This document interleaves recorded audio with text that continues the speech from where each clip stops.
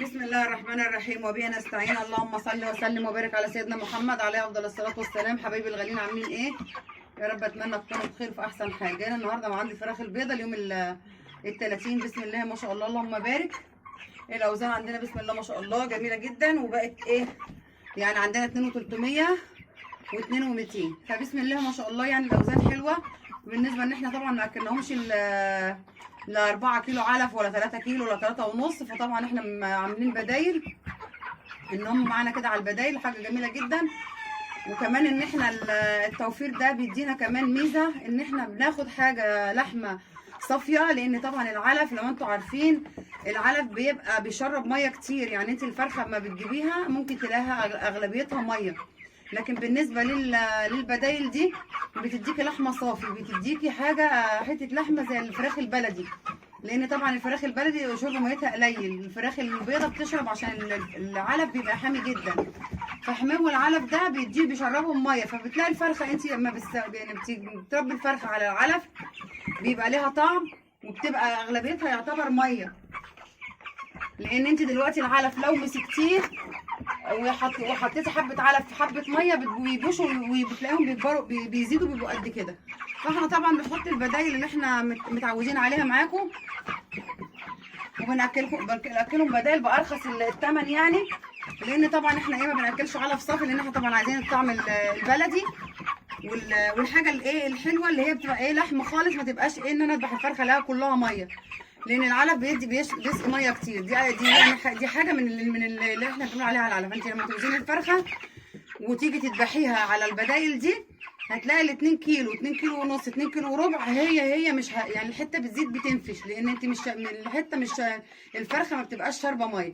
فدي ميزه برده البدايل، ان احنا طبعا بنربي في البيت، احنا مش بنربي في مزرعه عشان نطلع انتاج مثلا المزرعه، لا احنا بنربي حاجه في بيتك. حتى انت لو انا كنت ببيع منهم، انا بصراحه الناس اللي بتاخد مني كانت بتشكر في الحاجه اللي انا كنت بربي كميات كبيره، بيقولوا بسم الله ما شاء الله الحاجه بناخدها منك يعني حته اللحمه بتزيد. دي حاجه يعني حاجه جميله. انت لو ربيتي حبه حاجه لبيتك هتبقي مستفاده جدا جدا، ان انت وفرتي في العلف، وفي نفس الوقت ان انت خدتي الوزن.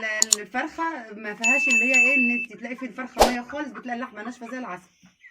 بس انا حبيت برضو اتكلم على ان انت البدائل بطعم والبدائل بتعمل ايه في طعم الفراخ. طبعا هنصلي على الرسول عليه افضل الصلاه والسلام.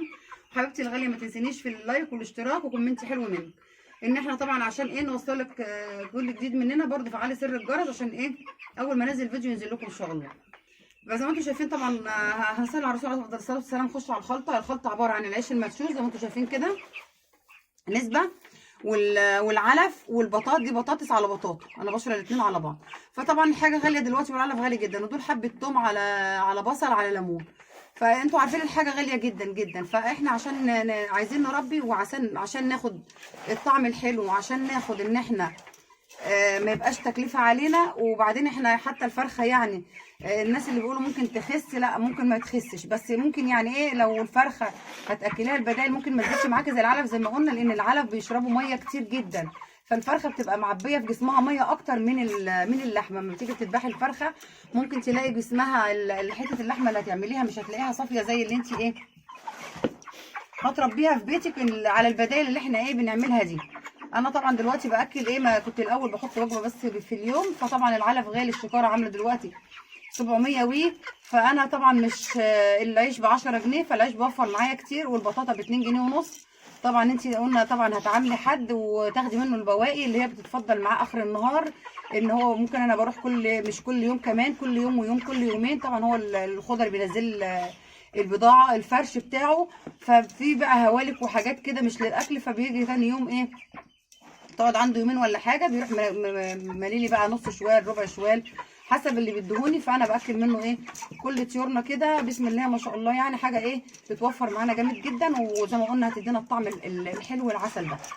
طبعا هتدوقي فرخه ان انت هتربيه على البدايل، وهتدوقي طعم الفرخ اللي على البدايل غير طعم الفرخ اللي هو انت بتاكليه علف صافي. طبعا احنا مش مزارع، المزارع طبعا بتبقى غصب عنها ان هي مش هتاكل بدايل، عشان زي ما قلنا المزرعه مش هتقعد تبشر بطاطس ولا بطاطا. بس احنا كستات بيوت قاعدين في البيت هنربي لنا فرختين، هنربي لنا لو 10 فرخات لو 50 فرخه تقدري تعملي لهم برده الخلطه دي، يعني مش مكلفه. يعني لما تعملي الوجبه دي كيلو بطاطس او 2 كيلو بطاطس على كيلو عيش على نص كيلو علف هتاكلي بيهم الفراخ ومش هيكلفوك. يعني 2 كيلو بطاطس مثلا الفراخ هياكلوا مني مثلا 3 كيلو الطاقه بنحطيها مثلا مره لغايه. فانت كده هتحاولي توفري تمن 3 كيلو علف. هتحطي بدل ما تحطي العلف 3 كيلو 3 كيلو علف، لا انت ممكن تحطي 2 كيلو بطاطا على كيلو عيش على كيلو على نص كيلو علف على كيلو الا ربع علف، حسب بقى مقدرتك ما هتحطي. فبسم الله ما شاء الله هتحصلي على نتيجه زي ما انت شايفه. بسم الله ما شاء الله الفرخه اللهم بارك يعني اوزانها واحجامها زي ما انت شايفه كده. الفرخ شايفه صدر الفرخه الله اكبر على الفرخه، يعني بسم الله ما شاء الله. احنا وزنها كده الفرخه دي 2 كيلو 300 2 كيلو 350. فبسم الله ما شاء الله اللهم بارك، يعني حاجه زي العسل وحاجه جميله جدا. وشايفين الفرخ بياكل من الخلطه لان انت معوداه عليه. فانت طبعا عشان توفري فلازم تعملي كده ان انت تجيبي الحاجات الرخيصه دي، لان طبعا حاجه غاليه جدا جدا جدا والعلف غالي جدا. وعشان تاكلي كام فرخه زي دول ياكلهم 2 كيلو في الطاقه، ف 2 كيلو ب 60 جنيه كتير قوي علينا. فاحنا كده يعني ما فيهاش وفر وفي نفس الوقت ما فيهاش طعم. مش هتلاقي الطعم اللي انت عايزاه. الفرخه بتشرب ميه جامد وبتلاقي الفرخه كلها ميه. فانت كده احنا البدايل دي بتوفر معانا في العلف وبتوفر معانا في وتدينا طعم. طبعا الناس اللي عايزه تربي بقى مشروع ممكن ايه ما تدخلش بقى البدايل قوي عشان يديها وزن، عايزه وزن سريع يعني. الفرخه هتديها وزن سريع. بالنسبه للعلف عشان طبعا بتشرب ميه. انت بقى في بيتك هتربي في اللي بيتك بتربي برضو ايه بالبدائل دي بتديكي برضو لحم. وبعدين الناس برضو اللي عامله مشروع لو هتدي مثلا عامله حاجه بتبيعها للناس قرايبك جيرانك، هم بيبقوا عارفين الطعم. يعني الطعم ده هياخدوه منك وزي ما انت عايزه يعني. فبسم الله ما شاء الله زي ما انتم شايفين الفراخ عامله ازاي نايمه على الصينيه ازاي. انا حاطه لهم طبعا في الصينيه لان ما بنطلبش العلافه.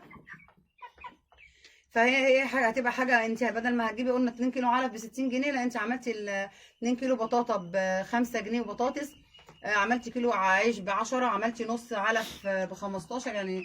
يعني ممكن هتكلفي الوجبه دي 30 جنيه، مش هتكلفك يعني اكتر من كده. فانت ايه بدل ما تصرفي 60 جنيه ده في طاقه واحده، غير ان انت بقى هتعملي كطاقتين. وكمان لو عندك حبه رز، لو في ناس عندها رز مكسر بيبقى رخيص شويه ممكن تجيبيه. الرز ده بيزود الوزن. يعني انا قعدت كام يوم يفيد عن ده باقي رز. طبعا بقيت الحاجه اللي تفيد مني احطها لهم، عملت معايا فرقت معايا في الوزن. وفي كمان انا عملت الفول برضو. ميه الفول جميله جدا بتزود الوزن برضو. لو تعملي ما عندك ميه فول تاخديها تحطيها على العيش وتحطيها على الميه برضو في تحويل الوزن جميله جدا. بس فالواحد بيحاول يقدم الحاجه اللي تفيدكم وتفيدنا وطبعا ناخد عليها اجر ان شاء الله. بس طبعا حبايبي ما تنسونيش طبعا اللايك والاشتراك عشان طبعا احنا هنقدم لكم ايه كل حاجه جديده ان شاء الله. والبدائل ان شاء الله اللي احنا بنقدمها تكون ايه تستفادوا بيها وتكون ان شاء الله يكون خير علينا كلنا باذن الله. وان احنا ايه نحاول نستغنى عن العلف، ما ان احنا العلف ده طول عمرنا احنا ما بنربيش على العلف. احنا طول عمرنا بنربي على البدايل ديت من زمان قوي. هي الفراخ البيضاء اللي قالوا بس هتتربى على العلف بس هي فراخ زي اي فراخ. وكمان الفراخ البيضاء بتيجي بعد السن اليوم ال20 بتبقى يعني مفجوعه. لو حطيت لها ايه هتاكله، فهتحط لها هتاكل. وكل ما هتاكل هتزيد. يعني انت لو حطيتي مثلا البدايل ديت رخيصه وحطيت لهم بكميات هتزيد معاكي بسم الله ما شاء الله. بس طبعا بنحط ايه حبه قليلين من العلف علشان ايه طبعا برضو ان احنا الوزن ان احنا معانا برضو ايه ما نحافظ على الوزن. ان احنا لو قللنا ما نقللش مره واحده العلف عشان ايه طبعا الفرخ ايه يحول معانا التحويل بتاعه ما يقفش يعني عشان نحافظ عليه. وزي ما انتم شايفين بسم الله ما شاء الله الفرخ بياخد حته البطاطا بيطير بيها وحته البطاطا بيطير بيها بيبقى عاجباه عن العلف. فانت هتاكليه بدايل هتوفري وهتاخدي طعم ان شاء الله. بالنسبه بقى للناس اللي عايزين بالنسبه للصغير او الكبير عامه يعني. بس الصغير بالاخص ان انت الفرشه ما تبقاش خفيفه تحتيهم عشان البرد، والكبير برضو عشان البرد. بس الصغير بيبقى اكتر لازم تحافظي عليه. زي ما انتم عارفين كده ان احنا في الشتاء بنقول ما بنشيلش الفرشه، بس بنغلف الفرشه بالجير المطفي. بترش على الفرشه جير وبعد كده بترش حبه نشاره صغيرين عشان ايه تحمي يعني ما تخليش روايح، ما تخليش رطوبه.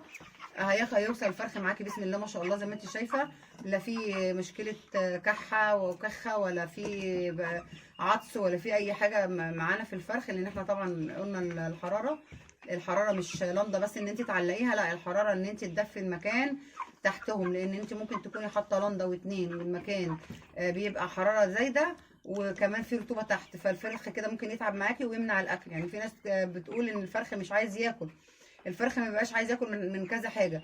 لو الحراره عاليه قوي ما الفرخ مش هياكل، ولو عنده برد من الرطوبه الفرخ مش هياكل، تحتيه رطوبه الفرخ مش هياكل. فانت لازم تكوني معليه الفرشه عشان ما يبقاش في رطوبه والحراره ما تكونش زايده، لان الفرخ لما بتبقى الحاجات دي عنده تاكدي مش هياكل ولا هيحول. تظبطي الفرشه وتظبطي الحراره، الفرشه تبقى عاليه وما يبقاش فيها بلل وما بقاش فيه رطوبه، يعني ان انت ما بتعلي الفرشه ما بتخليش فيه رطوبه، فكده الفرخ ايه هيبقى الحراره عنده مظبوط. وبالنسبه للصغير بقى، احنا لو مسكنا رجل الفرخ لانها دافيه يبقى كده المكان مظبوط حراره ورطوبه، لو لقيتيها ساقعه يبقى كده الفرخ ده بقى بردان، تعلي ايه تعلي الفرشه تحتيه بس. وبالنسبه بقى للحاجات، احنا قلنا ما بنستعملش الاعشاب، ما بنستعملش الا الاعشاب، ما بنستعملش الادويه غير هي بس الجرعات الاولانيه اللي احنا استخدمناها للفراخ. زي ما انتم شايفين بسم الله ما شاء الله اللهم بارك، الفراخ دي اليوم ال30 انا ممكن اذبح منها في اي وقت اي حاجه انا عايزاها، بس طبعا انا ما بذبحش الا لما بكون عايزه حاجه انا اذبحها ليا، وكمان ما بذبحش الا لما بيكون الفرخ عندي بقى الحجم 3 كيلو 3 ونص، عشان انا بحب ان انا الفرخ معايا بيبقى جسمه نشف، وان انا اضطر ان انا بعمل منه بانيه بقى اطلع منه اللي انا عايزاه، اعمل دبابيس، اعمل اللي انا عايزاه من الفرخ. دي حاجه. وتاني حاجه انا طالما عندي البدائل اللي انا باكل منها مش حامله هم علف غالي وكده، فانا ما فيش مشكله بالنسبه لي، فانا هخليهم يعني مش هياكلوا حاجه بالنسبه لي. لو عملت كيلو بطاطا على ربع علف على نص عيش انا هاكلهم. النص العيش عامل 5 جنيه، الكيلو بطاطا عامل 2 ونص، الربع العلف عامل 7 ونص، يعني عامل 15 جنيه. 7 ونص و2 ونص بطاطا ادي كده 10 جنيه، و5 عيش ادي كده ايه 15 جنيه. 15 جنيه هعمل منهم بسم الله ما شاء الله وجبه ليهم، ممكن تقعد قدامهم ايه يعني ياكلوا ويشبعوا وفي التاني ياكلوا طاقه تاني. فكده بالنسبه ان انا البدايل دي مش محملاني هم، فعشان كده انا ممكن ايه اذبح بالطلب، بس طبعا مش دلوقتي. انا دلوقتي مش عايزه اذبح لان الفرخه انا عايزاها زي ما انا كنت موصله فراخ عندي كانت 3 كيلو ونص و4 كيلو كمان على البدايل دي، فانا مش عايزه استعجل عليهم. قعدوا عندي 40 يوم يقعدوا، قعدوا عندي 50 يوم، انا ما بعمل لهمش وقت معين ان انا مثلا اذبح على شهر وكده، لا انا ممكن لو على شهر لو انا محتاجه هم كده خلاص ممكن يتذبحوا. مع ان هو لسه المفروض ان انا اذبح لما يكون الريش الاصفر ده مش موجود في دماغ الفرخ، لكن انا دلوقتي عشان انا عايزه اخليهم فهم يعني هم ممكن اذبح منهم، بس لا انا هستنى شويه ولو احتجت ممكن اذبح منهم، بس مش محتاجه. انا عندي مثلا حاجه تانية او انا هتصرف في حاجه تانية هخليهم لما يجيبوا لي حجم الوزن اللي انا عايزاه، عشان انا كمان مش عايزه احطهم في التلاجة. بس لو انا هلاقيهم تكلفتهم عاليه بضطر ان انا اذبحهم، بس لا انا الحمد لله يعني البدائل متوفره عندي، اللي انا بروح السوق اجيب من الحاجات اللي انا عامله الخضر اللي انا بجيب منه، فبيديني بيشيل بقى اللي هو ايه انا يعني متعامله معاه كل يومين او 3 بروح اجيب منه ايه بواقي الفرش اللي عنده اللي هو خلاص عرضه، والفاضل بقى مكسر مخرمه كده، فانا باخدها للفراخ وبياكلوا منها بسم الله ما شاء الله جميله جدا وزي العسل، وهتلاقوا فراخ زي العسل. بس فانا حبيت انا اتكلم عن كل حاجه وعن البدائل اللي هي بتفيد الفراخ. وزي ما قلنا برده ما تنسوش ان احنا شايفين الفرخ اللهم بارك، شايفين صدر الفرخ فاتح ازاي واللحمه حمراء ازاي، ده برده عشان ان انت ايه ما بتحاوليش ان انت برده بنحط لهم حطينا لهم مضاد السموم قبل ما تغيير العلف برده مهم. وطبعا بتحطي بقى كل يومين او 3 عشان الخل يا جماعه ما تحطيش الخل باستمرار عشان ممكن يهري الكبد، بس الخل ايه بينشط الكبد وبيوظف بيعمل وظائف الكلى.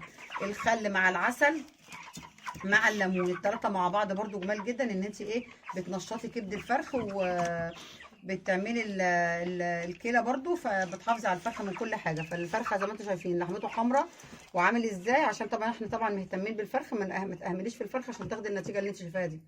اقول لك حبيبتي الغاليه، يا رب اشوفك على خير واتمنى لك السعاده والخير. ما تنسينيش بس اللايك والاشتراك عشان طبعا يوصلك مني كل جديد، ونستمر ان شاء الله معاكم ونقدم لكم الجديد.